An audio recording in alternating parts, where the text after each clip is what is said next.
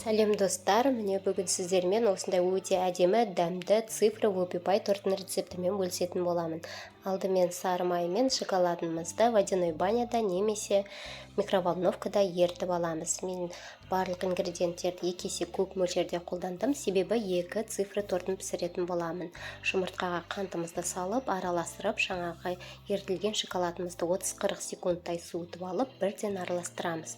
Енді құрғақ ингредиенттерді дайындаймыз. Ұнымызға қопсытқыш какаоны қосып араластырамыз. Енді осыны жаңағы сұйық массаны үстіне салып, осындай тесті дайындаймыз. Енді өзімізге керек цифрыны осылай қағазға салып алып, қиып, оны пергамент қағаздың үстіне бастырып аламыз. Мен осындай 4 пен 0, яғни 40 цифрын салып бастырып шықтым. Енді осы пергамент қағаздың үстіне тестімізді салып пісіретін боламыз. Әрқайсына 4-5 үлкен қасықпен тестімізді салып шығамыз. Салып осылай жағып аламыз.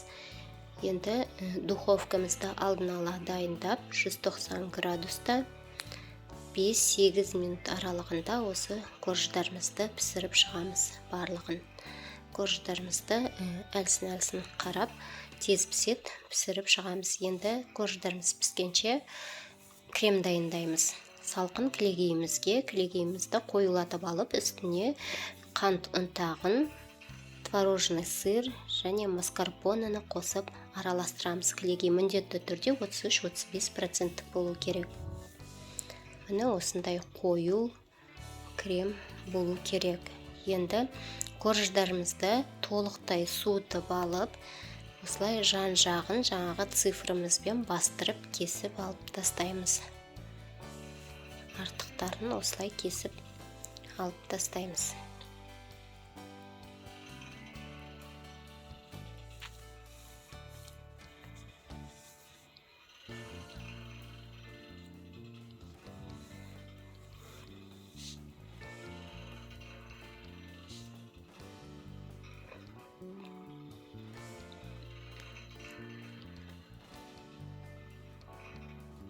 Достар, сіздер мен каналыма тіркелмеген болсаңыздар, тіркеліп кетіңіздер, лайк басып, комментарий қалдырып кетіңіздер.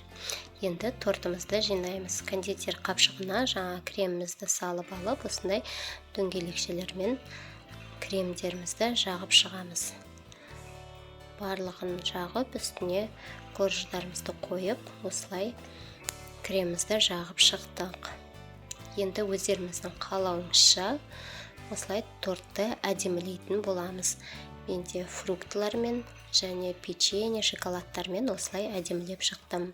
Достар, сіздер де осылай балдарыңыздың, жақындарыңыздың туған күндеріңізге өзіңіз үйден осылай торт пісіруге болады. Немесе мен сияқты осылай заказға дайындасаңыздар болады. Үйде отырып, осылай заказға торт пісіріп, ақша тапсаңыздар болады. Сіздермен болған мен Аида.